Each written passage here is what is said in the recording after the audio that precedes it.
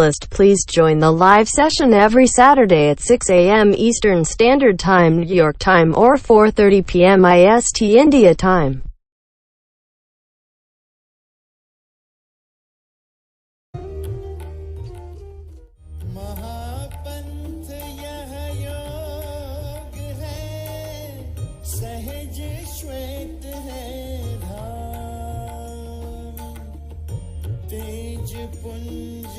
सत्पुरुष है तह हंसन विश्राम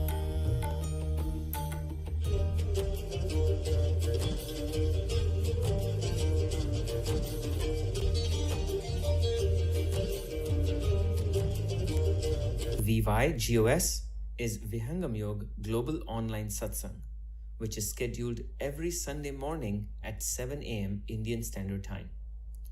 Those who would miss to attend the morning session can listen to the broadcast replay on Sunday evening at 4:30 p.m. Indian Standard Time.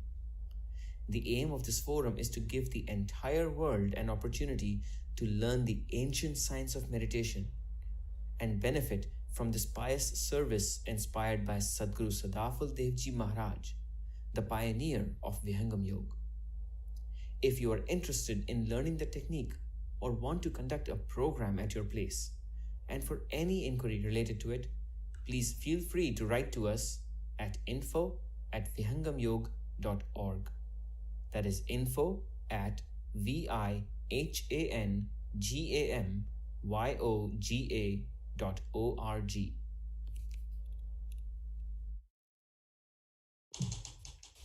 Yes, hello everyone, and welcome to another edition of the Vihangam Yoga Global Online Satsang.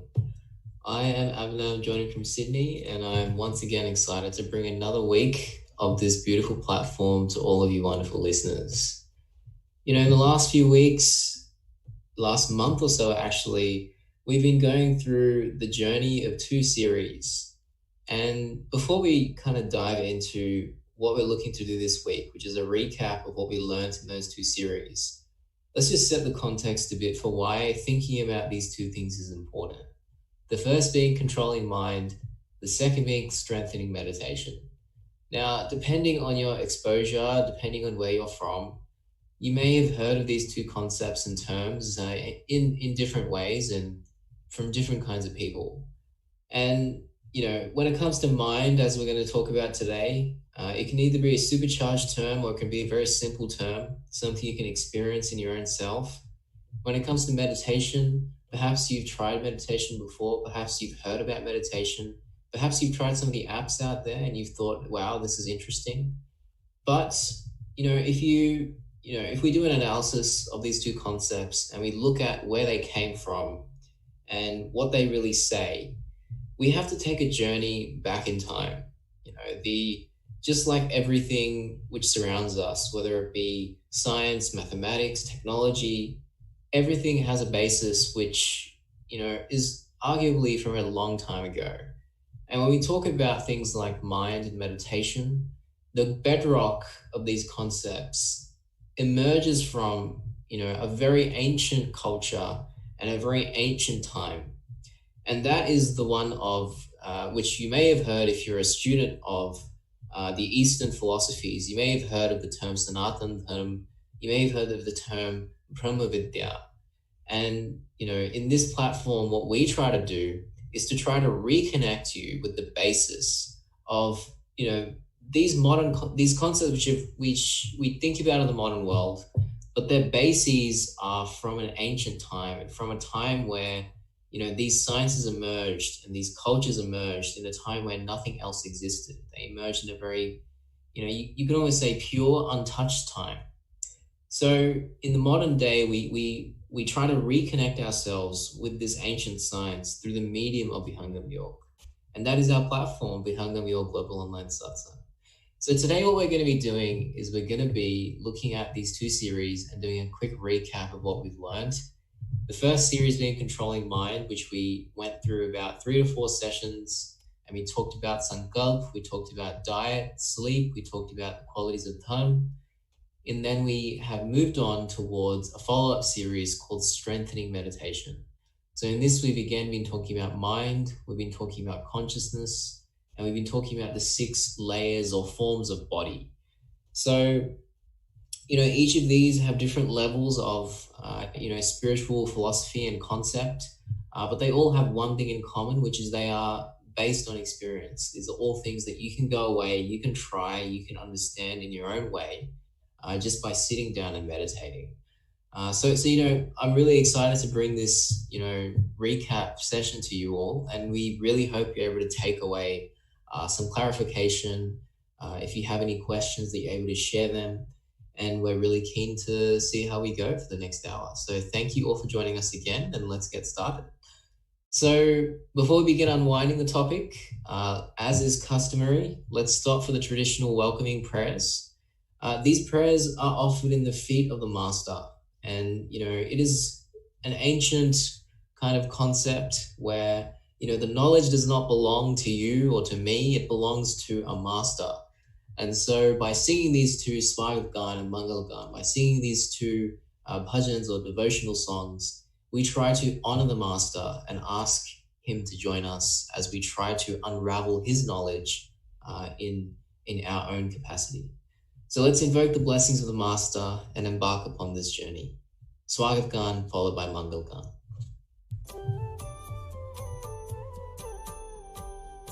आज स्वागत नित्य गुरुवर संत शुभागम आइए अध्यात्म विद्या दिव्य ज्योति सोमरस बरसाइए दोष दुर्गुण दूर करके शुद्ध हंस बनाइए भेद गम गति ज्ञान गर्जन शक्ति द्वार हटाइए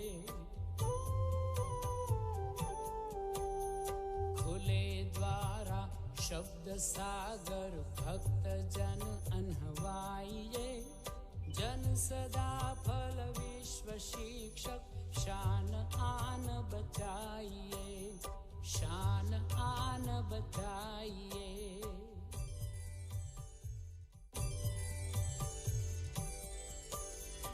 विश्व शांति नाम मंगल परम गुरु को ध्याइए वर्ग द्वंद्व शांति दूर कर भाव भेद मिटाइए सार्वभौम समष्टि सत्ता आत्मराज बनाइए वेश भाषा भाव जगमय ज्ञान पर दर्शाइए समृद्धि सुख शांति धरातल स्वर्ग भूमि बनाइए विश्व शिक्षक जन सदा फल Nitishwar अपनाइए Nitishwar अपनाइए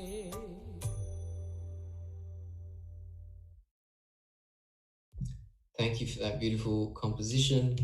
Now that we have, invoked the blessings of the Master, we're ready to dive into our topic for this week. So as with every session, we're really keen to hear from you listeners, you wonderful listeners. We're here to not just share what we think, but to hear what you think and understand what we can help you, define and clarify. So, we have 2 avenues available to you in order to reach out to us, the WhatsApp number, which is on your screen just now, as well as the Slido link, which will just be coming up in a second. So slido.com/VYGOS.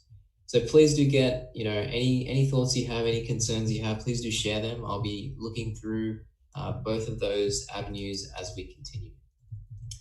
So let's get started. This week, as I mentioned, is Controlling Mind and Strengthening Meditation. The 2 series, we're going to do a recap. So once again, as we had the distinct pleasure during the first series and parts of the... Is there something else I can help with? As my iPad goes off, just 1 second. So as we had in the previous series and in the current series, we've been joined by different speakers. And in this series, or in this week, once again, we've got Vijay Kumarji from the US. Vijay Kumarji is a software engineer by profession and instructor of Vihangam Yoga since 2007. He's been teaching the concepts of Vihangam Yoga in many different countries, and he's currently based in New Jersey.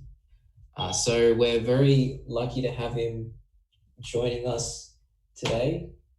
And I'd like to first check, can you hear me, Vijay? Yes, I do. It's my pleasure to be here. Thank you. Yeah, lovely.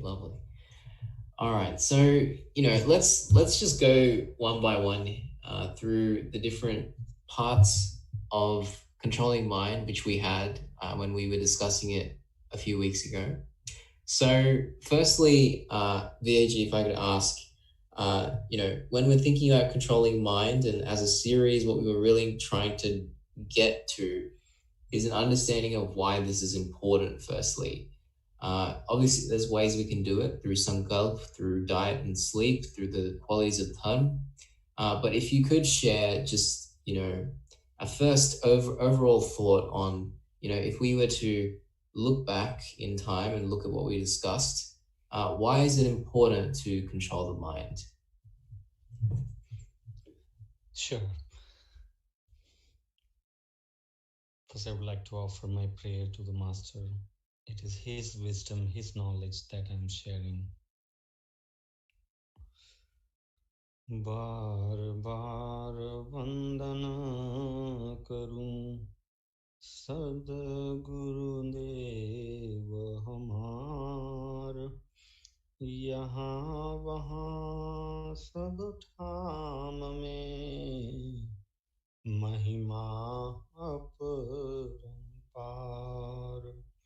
शरण शरण में शरण हूँ हे गुरु बंदी छोर मोहि उबारो हे गुरु यह सौ बार निहो. Let's say you are in a bus and the driver of the bus is drunk. Will you feel assured that you will reach the destination you wish to go with the bus? Of course not. Same is the state with our body. We are the passenger of this body. We as a spirit wish to reach to certain goal of life through this body, through these indriyas of the body. But who is the driver of this body? The driver is intellect. And who support the intellect to drive this car, drive this body? It is the mind. Because mind is the one that has all the control on the indriyas. So mind and intellect are of utmost importance for the prosperity of our life, for the well-being of our inner core. Whether it is the inner prosperity in terms of the peacefulness, blissfulness, or the outer prosperity,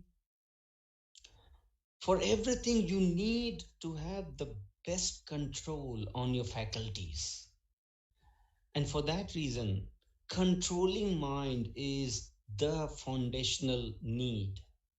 Without having your mind in your control, it is impossible to make the best use of the potential that you have been given in form of the body. And this is why to be able to maintain the peacefulness, the blissfulness from inside, as well as to make the progress in our outer life, to bring prosperity in our life, meditation is the prime necessity. This is why we need to meditate, so that we can make the best use of our body, mind, intellect. Thank you. Yeah, thank you for sharing that. And if I could just add a small personal reflection here, personally, I was first exposed to the concept of mind about in 2009.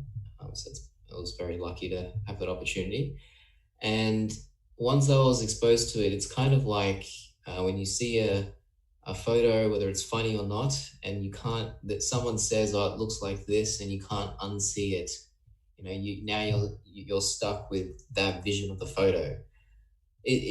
Once I heard about mind, I became very self-conscious of the fact that I can't actually focus. Even if I'm sitting here and I'm listening and speaking to Vijay, am I actually listening to what he's saying, or is my mind wandering?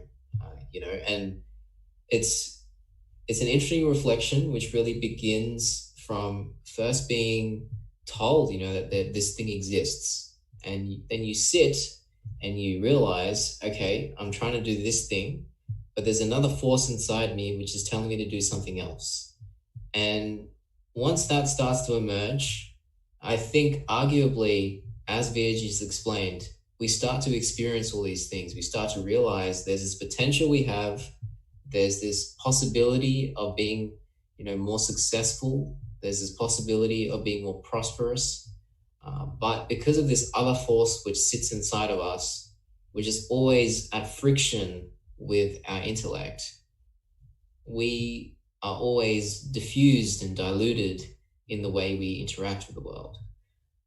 So, if you're listening in, I'd encourage you to try this. Just sit in one place and try to do one thing, and see how long it takes for you until another thing emerges in your mind. And then, I guess, do a thought experiment and think, if you did have complete control, what could you achieve? So there's just a small personal note. So VAG, you just gave a really beautiful explanation on why it's important to control the mind. The first thing we really looked at in this series was this concept of sankalp.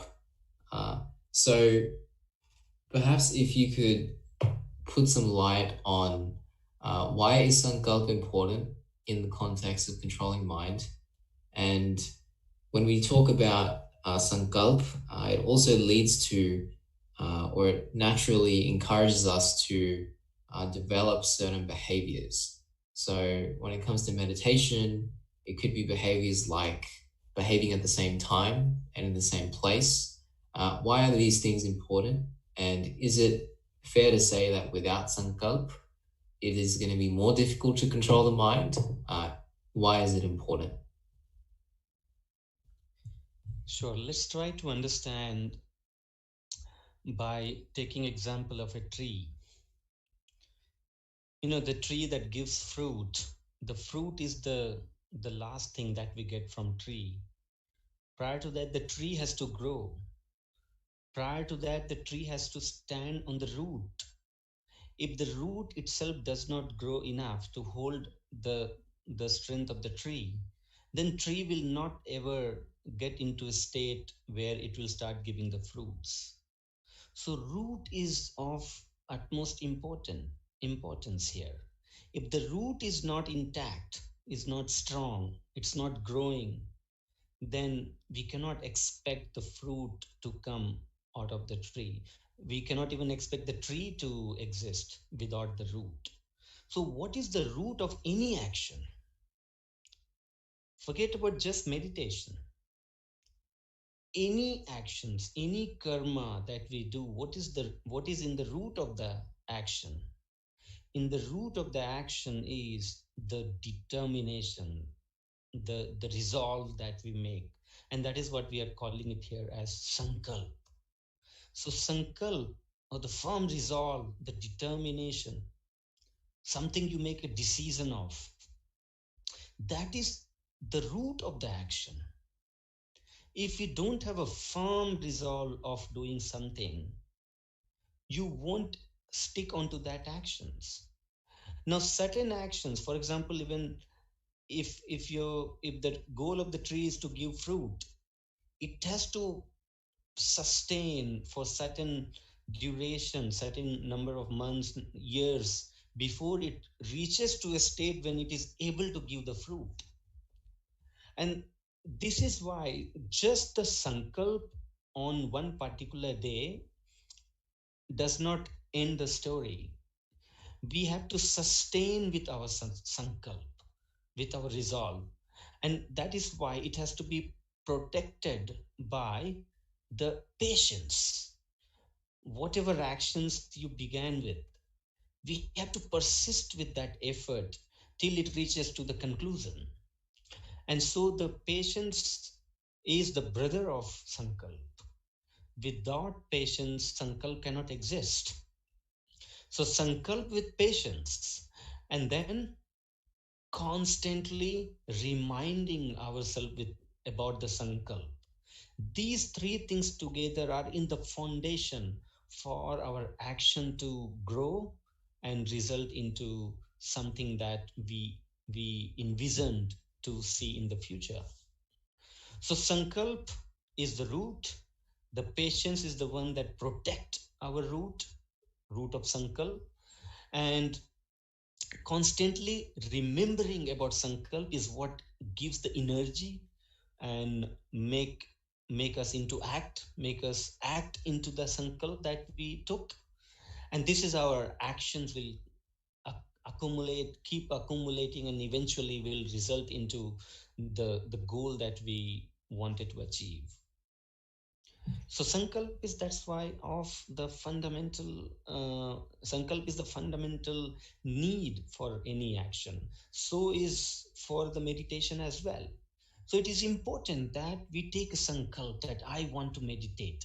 If meditation is inevitable need in this fast-paced life, where I have too much of diversions in life, if I have to stay controlled, focused on whatever things I want to achieve in life, then I have to meditate. I have to train my mind to stay focused. And this is what the meditation begins with. So if meditation is inevitable in my life, then I must take a firm resolve that I will meditate twice daily. Now, if you have to meditate twice daily, you have to fix a time for your meditation twice daily. Why a fixed time? If you look at the habits, or if you look at the pattern in which you act on daily basis, there are certain things that you do on daily basis. If you set them into a particular pattern, then you'll feel very smoothness in performing those acts. But if you're doing those daily things on random basis, then every day you have to struggle, juggle with things to make it work for you. And this is why discipline, the sequencing of things are very important for something that you want to do on daily basis. And sequencing in terms of the time, with the flow of time, is even more better. If you fix time for everything, then not only you have a clock to remind you, but the body is, the mechanism of the body is such that when you start leading a life by following certain discipline of time, then your body will accordingly start preparing itself to support your karma, your actions. For example, if you fixed a time that every 5 o'clock in the morning I have to get up and meditate, then slowly you will see that automatically before 5 o'clock you will wake up, because that's the habit you have built up, that you want to wake up before 5 o'clock and want to sit in meditation by 5 o'clock. If you have a fixed time for meditation, you will find that when it's around that time, your mind, your body, everything is conducive for meditation. And so is the place. If you have a fixed place for meditation, then every time you pass by that place will remind you, oh, this is the place where I meditate. So every time you see that place, you will feel motivated, or at least you'll get a thought of meditation, because that place signifies the place for meditation. This is why it is very fundamental need that we should have sankalp, we should have a fixed time, once for the morning and once for the evening for meditation, and we should have a fixed place. Thank you. Yeah, thank you for that very detailed and beautiful explanation. And as you rightly said, in order to look at it even a little more differently, in order to achieve a goal, you have to be disciplined. And this path of controlling mind is one which requires us to build up this discipline, to build up this perseverance, this determination. And I'm sure all of you listeners have had some experiences in your life where you've had to remain patient and remain consistent, whether it be as a student, as a professional, in any phase of life, as a parent, as a child. These concepts of perseverance, patience, they arguably transcend time. And when it comes to something like controlling the mind, which is so subtle and so powerful at the same time, the masters have made it very clear to us that you have to live a disciplined life. You have to fix this time. You have to fix this place in order to maximize the effectiveness of the meditation practice you are undergoing, as Vijay just explained. So, in the series of Controlling Mind, we tried to dive into this concept because it is so fundamental to progress. If you go to the gym once a week, sometimes 3 days a week, sometimes, you're probably not going to achieve your fitness goals. And in the same way, if you meditate once a day, sometimes, twice a day, sometimes, you don't meditate sometimes, that lack of consistency is really just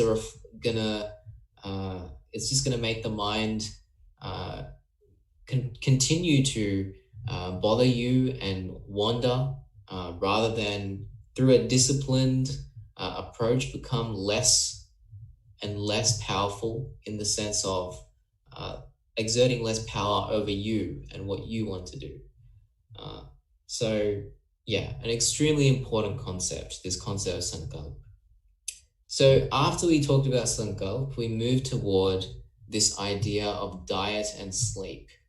As we kind of explored in that conversation, the things we accept into our body and the things we do with our body have a very deep impact and a very interlinked impact on the state of mind and state of progress as well. So Vijay, if you could share a short reflection perhaps on what are the important components of diet and sleep and how they affect our state of mind and this journey we're trying to go on of controlling mind. Yes, absolutely. If you talk about controlling mind, it simply depend on what kind of state of mind you are in. If you are too much restless, then it will take even more effort to bring first into a state where you can meditate. So restlessness of the mind is impacted by the quality of your sleep. If your sleep is disturbed, you have not taken enough rest, it will be even more challenging for you to sit for meditation with the joyful mood. Mood has to be joyful when you sit in meditation, and for that we have shared a number of techniques how you can improve the quality of your sleep. Those willing to improve the quality of sleep can look back in the VYGOS, search VYGOS in the YouTube. You'll have this series videos where you can learn how to improve the quality of the sleep. When we talk about diet, What you eat is what, you know, reflect into the mood of your mind. If we talk in little technical term, then the food also has the trigunas: satguna, satogun, rajogun, and tamogun. Similarly, the mood of the mind is also the reflection of these three gunas only. The day you're feeling very peaceful, that means you're more under the influence of satogun. And this is what you want. You want to stay in the peaceful state for your meditation to happen fruitfully. And for that to happen, then you have to choose the food which is more, conducive for rise of sato guna in you. And that is why it is said that eat easily digestible food, eat juicy foods. These are like satoguni food, the food that will induce satogun in your behavior, in your action, in your thought. And that's why diet matters. It matters for the physical well-being as well. It is said that take food as medicine, else you'll have to take medicine as food. Let food be your medicine. So we must remember that. And the food and sleep both have to happen in perfect discipline. Our Guru says in Swarved, Nidra Bhojan Niyam se nahi न्यूनाधिक होय, समय बद्ध साधन चले संग साथ नहीं कोय. He says that there must be discipline in terms of quantity and in terms of timings for both the diet as well as the sleep. Sleep by time, by a certain time. Fix a time for going to bed. Fix a time for getting up. Fix your quantity, how much you want to eat in breakfast, lunch, dinner, and what timing. Everything should be fixed.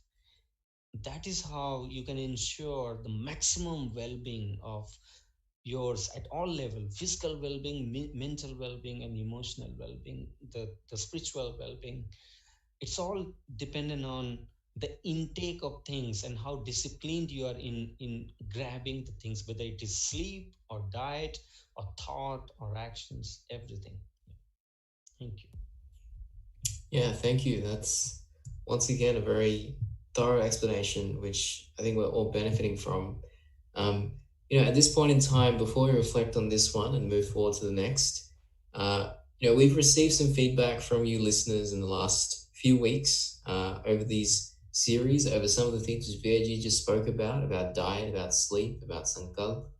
And today we actually wanted to share some of these pieces of feedback with you all and kind of look at what some of you are thinking about as you are going through this process of reflecting the things you're hearing here back into your own lives.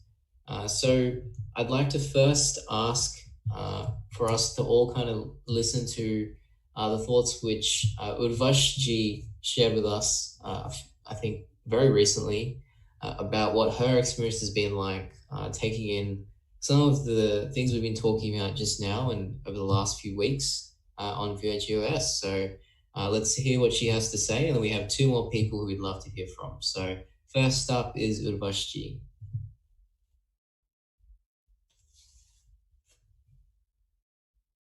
Urvashi from Ithaca, New York. So I have become much calmer, and earlier also I would be like on the outside calm, but inside I would be like really touchy-feely sort of person, and have seen that difference, that I'm calm on the outside and I'm calm on the inside. So that's the difference I have just started to see, like in the last 2 weeks. So I'm in general doing more of readings, chanting, um, meditation, chanting in the sense I'll just repeat Sadhguru's name internally like 108 times. Even if when I'm cooking or when I'm doing any activity, I won't be like uttering any word. So I think everything is helping me become more balanced person. Like whatever is on the outside, same is on the inside. Jai Sadgurudev. Hi. Thank Yeah, thank you, Urvashiji. I think I mispronounced your name. That's my apologies. So, yeah, I think the experience we just shared is one which thankfully we've all kind of benefited from as we go through this path of spiritual transformation. I think what you're noticing here, just to reflect on it shortly before we go to Sujatha is, it's firstly beautiful to hear this. This analysis which you're doing of the what you could call the delta, the difference between your inner state and your outer state. I think that in itself is so important. And all of us here, we're really excited to hear you having this experience firstly, but we also just wanted to share with all of you listeners that, it is a worthwhile reflection point. Look at the way you are interacting with the world and look at the way you are inside. Is there a difference? If there is, then why? Which one of the two is not more accurate? Are you projecting something on the outside, or are you hiding something away from yourself on the inside?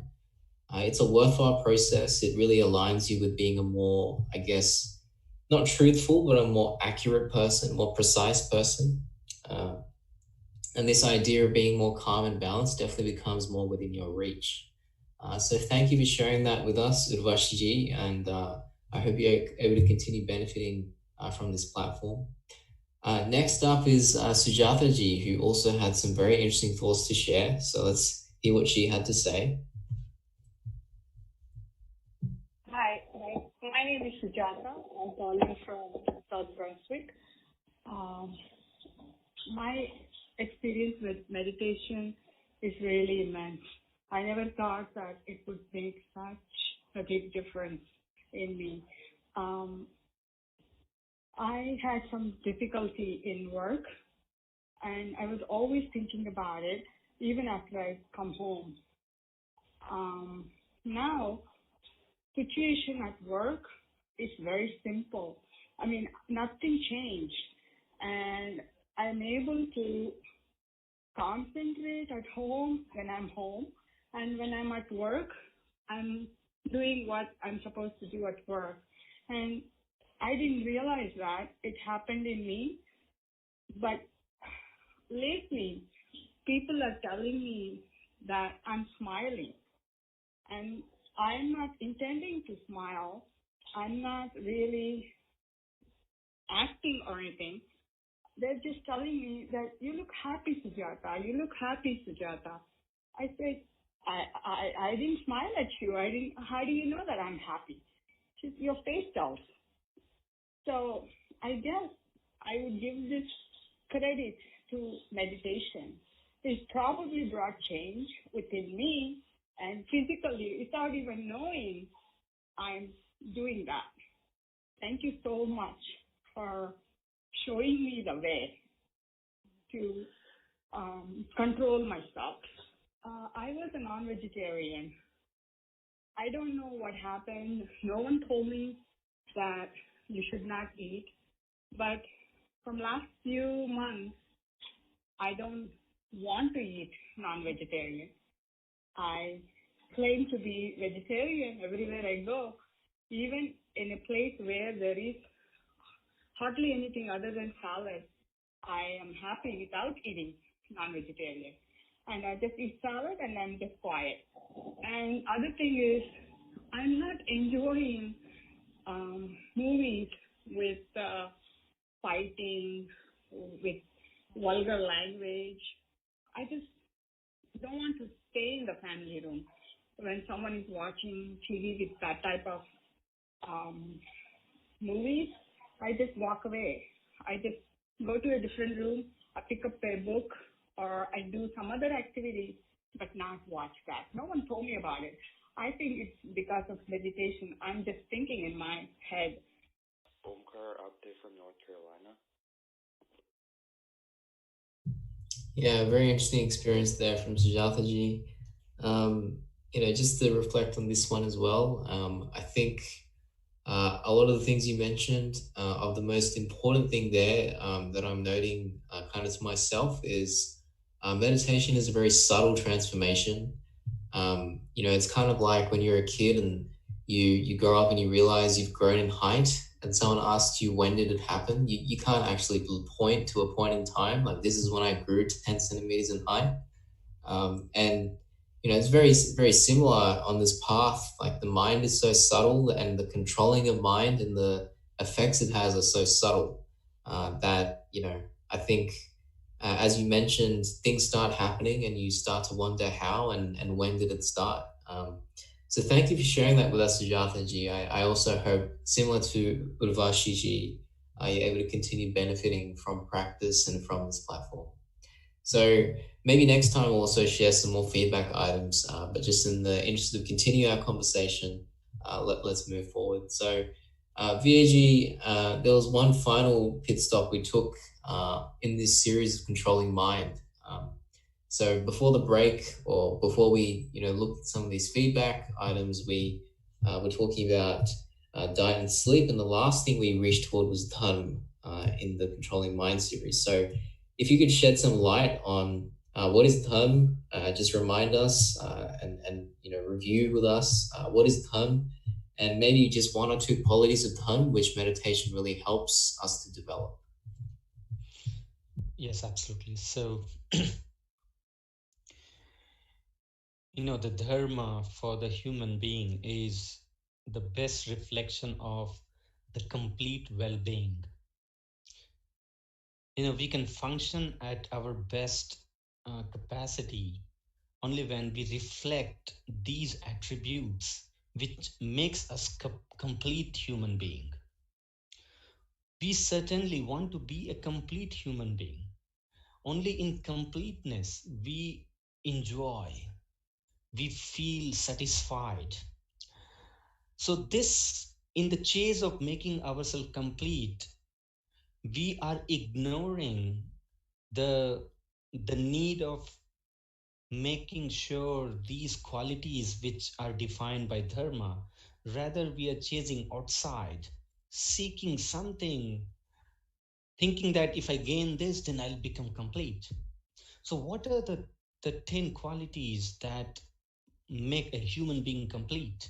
This is what is spoken here in this series, in this video, when we spoke about Dharma, the 10 righteous qualities of human being. It begins with patience, dhriti, shama, damustayam, shaucham, indriya nigraha, dhir vidya, satyam, akrodho, dashkam, dharma lakshanam. It begins with patience, it has forgiveness, it has control on our indriyas, the truthfulness, non-anger. All these qualities make a human being a super special human being. And we all are capable to become that.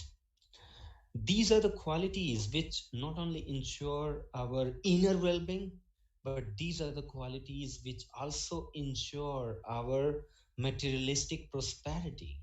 Whether we want to succeed in our materialistic life or we want to grow spiritually inside, you cannot achieve that without ensuring these 10 righteous qualities. And that is why it is very important that try to understand what is in the root of these 10 qualities. Can you hold on to patience without having control on your mind? Can you forgive people without having control on your mind? Can you stay truthful, or can you control your indriyas without having control on your mind?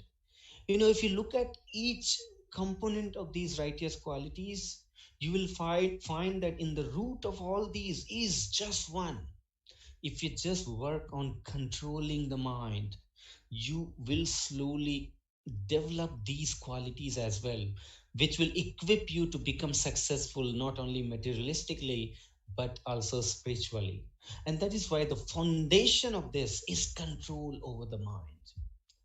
And this is why we discussed this. We wanted to encourage people how important it is for us to work on controlling the mind. Yeah, thank you, Avinash. Yeah, thank you. And I think, that really beautifully ties up all the things we discussed in the Controlling Mind series. We also talked about daily schedule and, some of the components of that. But let's move toward our current series, Strengthening Meditation. Maybe just pick a few things that we want to discuss here. So, the first thing we discussed was mind and what the mind is in the Strengthening Meditation series.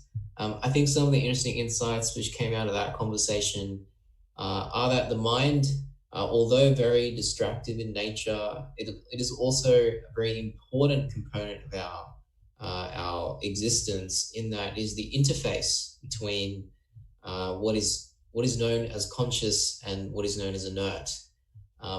So VAG, maybe if you could share a reflection on what is consciousness and inertness, and how the mind plays a role in being a bridge between these two worlds. Why is this important? And if we do start to control the mind, what does that really give us in terms of this bridge between these two worlds of conscious and inert? If we can control the thing in between, then what does that give us? Sure.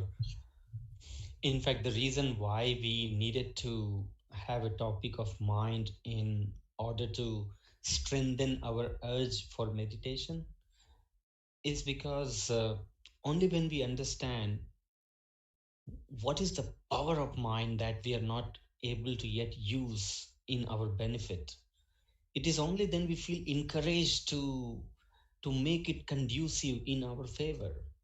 It is said that the mind is the friend for the soul if it is in control, and mind is the greatest enemy of the soul if it is not in control.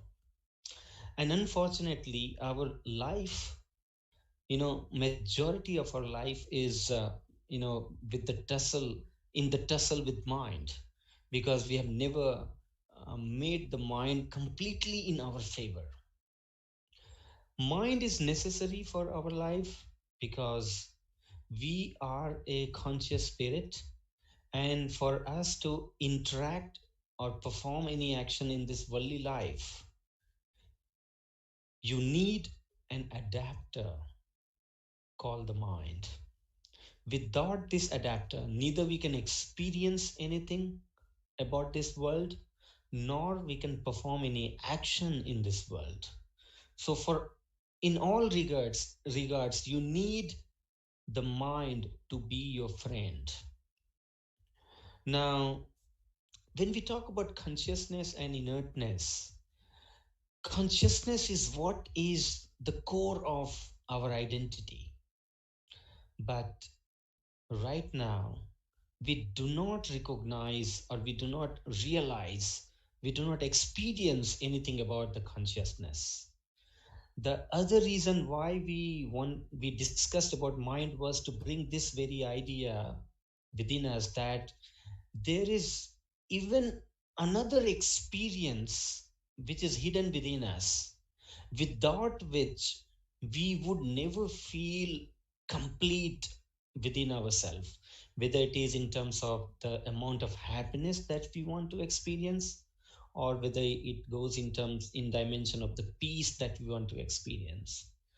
For both, we need to enter into the dimension of consciousness, because peace and happiness actually lies in the dimension of consciousness, and mind is the one that is constantly working with the soul to engage the soul with the inert matter, with the inert subject. That is the function of the mind. So as long as mind is functional, it simply means that you will constantly stay away from the inner peace and the happiness that the conscious dimension already has within you. So we must work upon controlling the mind. The reason we want to control mind, not only because we want to function with our, the best capability in the materialistic world, but also eventually we also want to go beyond the mind one day, and tap onto the peace and the happiness that exists inside where the mind doesn't exist, where the disturbance of the mind doesn't exist, where the pulling force of mind does not exist. There exists a dimension of consciousness that Vihangam Yoga takes us to, where Vihangam Yoga teaches us how to pull the consciousness from the mind. We must also understand the need of pulling our consciousness from the field of mind to be able to tap onto the dimension of consciousness. And these are the ideas that we wanted to bring forth by discussing the subject of mind here. Thank you. Yeah, thank you, VAG. And yeah, I think like you shared just there, like, when we talk about strengthening meditation, and the urge for meditation, just like anything in life, like if you pick anything which you do in a disciplined way, there's probably a reason why you think it is important to do that thing. Whether it be, eating a particular diet, whether it be exercising every other day, there's a clear benefit. And, when we talk about mind and control of mind and strengthening the urge to meditate, there are clear benefits. As that can be as simple as being able to sit in one place and be present, to as transformational as being able to understand yourself more clearly, and even some of the things which Urvashi ji and Sujatha ji explained to us, being those subtle transformations which transform the energy you're putting out in the world as well.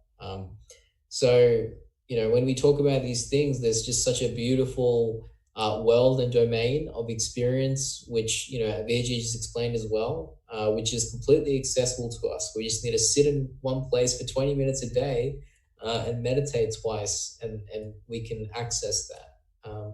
So a very beautiful explanation once again.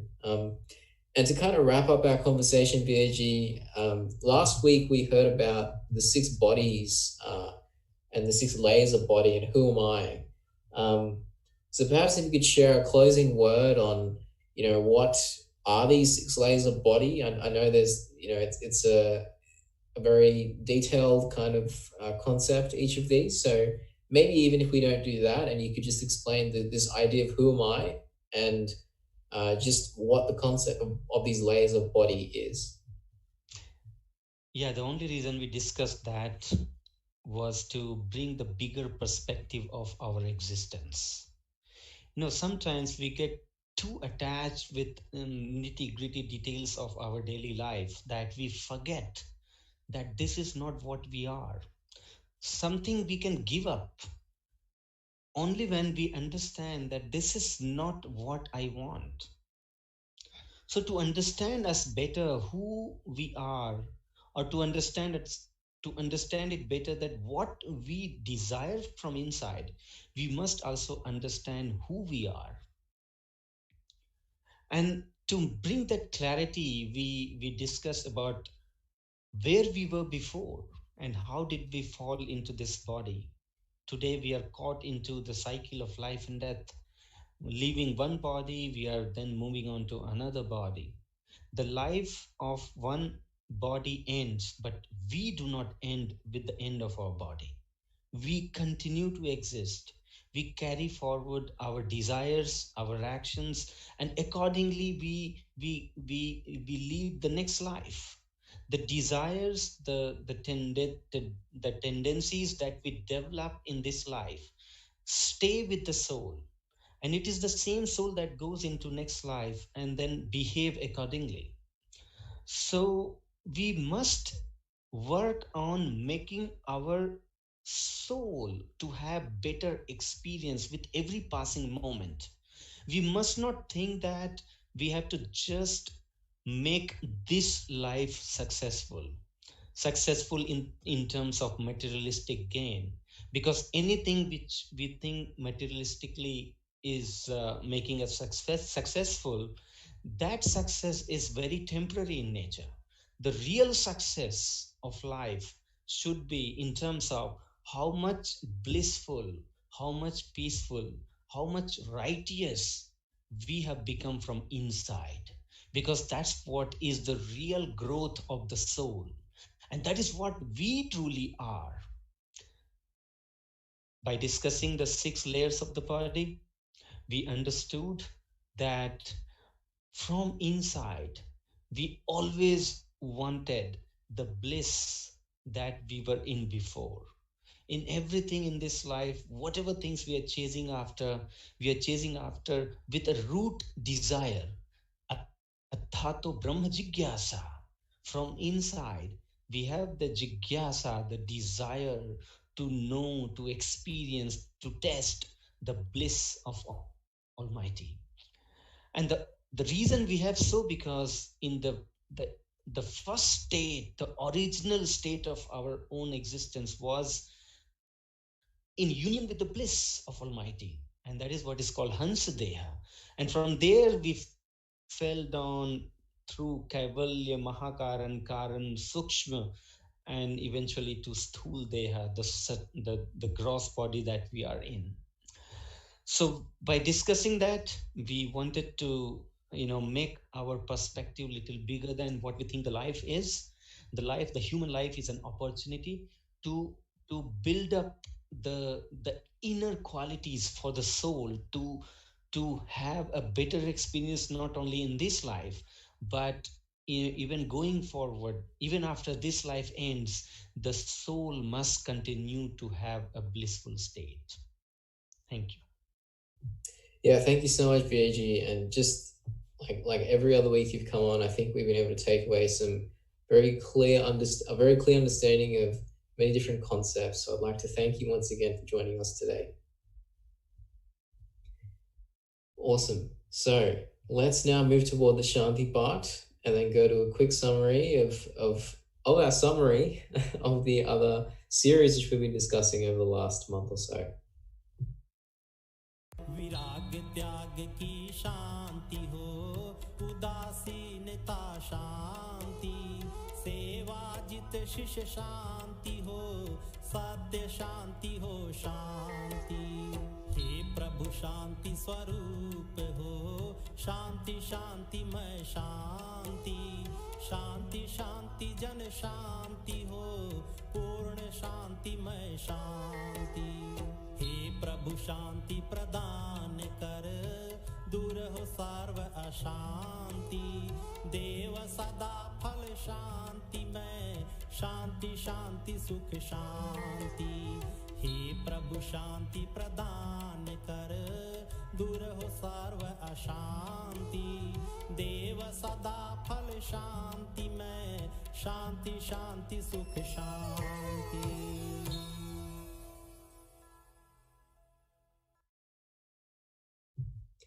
So with that, we come toward the end of another week on the Vihangam Yoga Global Online Satsang. And, perhaps for some of you, you've already heard about some of the concepts we've discussed this week. What we really wanted to do this week, and we hope we've been able to, is just kind of walk through the journey we've been going on for the last month and a half. We really do think that these ideas and concepts of controlling mind and the urge to meditate are extremely fundamental, whether it's consciously or unconsciously, each and every one of us try to control our mind, whether it be, structuring our lives or the way we do our work in a particular way. Maybe you take frequent breaks, or maybe you have a certain mantra of your own, a certain ritual of your own, where you try to control and focus. The good news is, this whole idea of being more focused, being more calm, being more balanced is something which, has been with us as a species even for time immemorial. And the beauty of it is all accessible to us even now. All of this ancient wisdom, all of this, these thousands of years of experience from people all over the world and all through time is completely available to us. All we need to do is sit twice a day for 10 minutes and experience it for ourselves. And Vihangam Yoga is unique in this. Vihangam Yoga is our opportunity to reconnect with the most ancient wisdom and science of how to control the mind and how to develop an appreciation for what meditation really gives us. So I hope you've all been able to take something away this week. Thank you once again for joining us.